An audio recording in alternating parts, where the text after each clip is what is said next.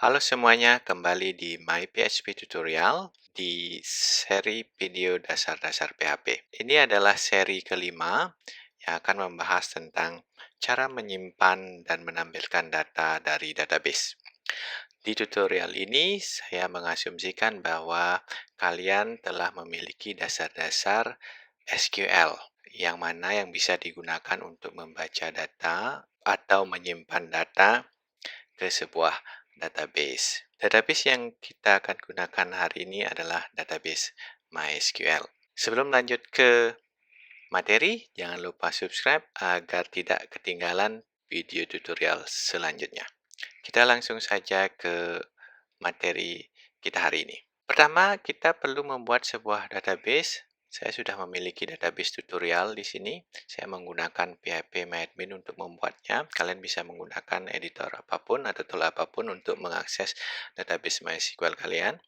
Saya mengasumsikan kalian sudah menginstal MySQL-nya. Kalau menggunakan XAMPP, maka kalian sudah memiliki PHP MyAdmin juga. Kemudian saya sudah memiliki satu tabel namanya kontak us yang berisi 4 kolom ID atau primary key-nya, kemudian nama, email, dan komentar. Nah, hari ini kita akan mencoba menyimpan sebuah form komentar. Di sini saya sudah memiliki satu folder, saya bikin satu folder kontak us, kemudian saya bikin indeks. Langkah pertama yang kita lakukan adalah pertama membuat formnya. Saya akan bikin sebuah form HTML, kemudian dengan head dan title kontak us ya. Kemudian di dalam body-nya saya akan membuat form. Di video sebelumnya saya sudah menjelaskan bahwa untuk menyimpan data atau mengirim data kita menggunakan metode post ya. Jangan gunakan metode get karena kita mengirim data. Kemudian action ya, action saya akan gunakan di sini satu file lagi namanya simpan.php ya. Kemudian di sini simpan.php. Kita buat input ya, seperti tutorial kemarin ya. Ini ada nama, kemudian inputnya type-nya teks, dan nih nama, name, nama ya. Masih diingat tutorial kemarin ya. Kita copy ini, email, input type-nya juga email, kemudian ini email. Nah, kemudian ada satu lagi komentar. Komentar kita ingin dia boleh memasukkan komentar dengan enter atau lebih panjang ya. Komentar. Tambahkan tombol ya.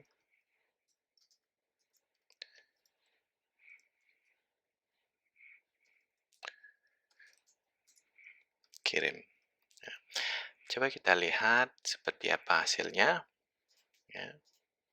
Ada nama, email, dan komentar ya. Nah, ini form sudah jadi, kemudian kita akan simpan di sini.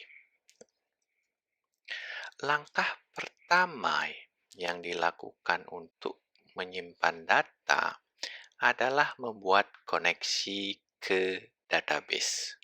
Ya. Di tutorial hari ini, kita akan menggunakan yang namanya PDO. PDO atau disebut dengan istilah PHP Data Object. Yang lain bisa digunakan, yaitu MySQL. Namun, tutorial ini saya akan menggunakan PDO karena PDO lebih fleksibel, bisa terkoneksi ke database lain, bukan hanya MySQL. MySQL hanya bisa menggunakan database MySQL dan perlu diinstal. PDO sudah terinstall otomatis pada saat install PHP. Ya. Pertama, membuat database itu menggunakan namanya kelas PDO. Ya, PDO kita bilang new PDO. Ya. Nah, seperti kalian lihat di sini ada 3 parameter. Ya, jadi DSN atau data source name, kemudian username dan juga password yang terakhir opsional, kita tidak pakai gitu ya. Nah, DSN itu bentuknya untuk MySQL kita bilang dia akan MySQL titik dua, ya. Kemudian masukkan ke mana dia koneksi, host gitu ya. Hostnya adalah di mana host database-nya atau servernya. Bisa IP address kalian masukkan di sini, ya. Bisa juga localhost pada umumnya, ya. Bisa juga host lain. Di saya menggunakan Docker seperti awal-awal saya bilang saya menggunakan Docker, namanya adalah MySQL, ya. Kemudian ada DB name. DB name itu database name-nya. Saya pakai di sini adalah tutorials ya. Jadi kalau kita lihat di sini DB name-nya tutorial ya. Nah, kemudian yang kedua itu adalah username-nya. Saya punya username root, kemudian password-nya itu adalah change me di komputer lokal saya. Nah, ini kita sudah membuat koneksi database ya. Kemudian langkah selanjutnya adalah setelah koneksi database terbuat, kita perlu SQL, Structure Query Language ya. Saya asumsikan kalian sudah punya dasar untuk menyimpan data, yaitu menggunakan insert, untuk membaca data itu menggunakan select ya. Nah, kita coba lihat SQL sama dengan saya bilang insert into ya. Namanya kontak us, nama tabelnya kontak us ya. Kemudian kolom yang mau diisi nama, email, komentar. Kemudian values. Nah, perhatikan baik-baik ini. Di sini PDO ya, SQL kalian diberikan kemampuan untuk memasukkan parameter ya, atau disebut dengan name parameter ya. Yang caranya dimasukkanlah dengan seperti ini. Yes, kita pakai nama kolom yang sama aja, nama gitu ya. Nah, titik dua kemudian name parameternya yang nanti akan diganti dengan data sesungguhnya ya. Ini email, kemudian titik dua komentar ya. Kemudian diikuti dengan video ya. Kita bilang ini query-nya, query yang kita pakai ya. Video, kita bikin variabel query, video prepare SQL. Nah, ini kita melakukan preparations SQL-nya biar disiapkan name parameternya ini ya. Kemudian kita lanjut dengan query execute. Nah, execute kemudian inputannya adalah array. Array ini nanti memberikan data yang sesungguhnya ke SQL query yang kita bikin ya. Cara inputannya adalah ini, sudah disebutkan di sini ya. Hilangkan namanya ya. Titik dua, maaf, hilangkan titik duanya. Kemudian kita masukkan di sini. Post, masih ingat ya, kemarin mengirim data menjadi post. Ya, tutorial sebelumnya ini nama. Ya. Kemudian email. Ya, maaf. Email, ya, ini balik lagi, ini di copy email. Ya. Kemudian post. Nah, ini balik lagi, ini juga namanya email. Kemudian ini komentar post. Komentar. Ya. Nah, kenapa kita menggunakan name parameter? Ya, padahal saya bisa aja masukkan ini ke SQL query-nya, kemudian saya langsung execute ya. Satu, untuk menjaga keamanan, untuk menghindari yang namanya SQL injection. Ya. SQL injection itu sangat berbahaya yang bisa nanti menyebabkan pencurian data ya. Nah, ini adalah caranya secara default sudah aman ya. Tidak mungkin terjadi SQL injection. Nah, kemudian kita tampilkan misalnya datanya di sini sudah disimpan. Kita bilang Ece H2 data sudah disimpan. Ya. Nah, kita lihat sekarang database-nya. Ya, Kita lihat browse. Di sini ada satu, sudah ada satu ya. Nah, kemudian kita coba masukkan lagi. Namanya Johnny. Namanya Johnny at example.com. Kemudian namanya halo, nama saya Johnny. Oh, ini misalnya. Kirim. Data telah disimpan. Berhasil apa tidak? Coba kita lihat. Berhasil ya. Ya. Nah, langkah kedua sekarang bagaimana menampilkan data ini. Ya. Data ini adalah kita coba menggunakan, tadi kita bikin simpan, kita bikin satu file lagi namanya baca data .php ya. Kita bikin dokumen ya, dokumen HTML ya. Kemudian HTML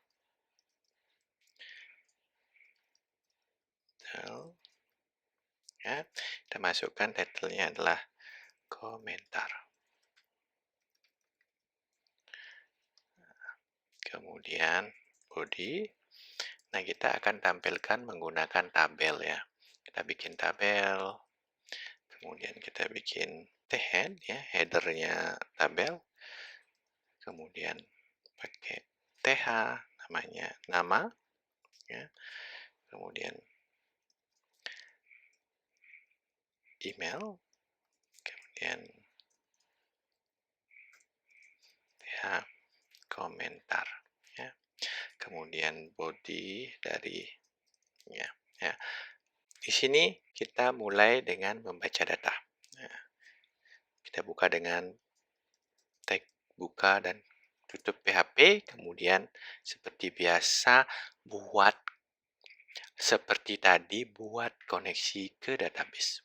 Nah, kita copy ini ya, kita copy ini database. Nah, untuk SQL-nya kita menggunakan select ya.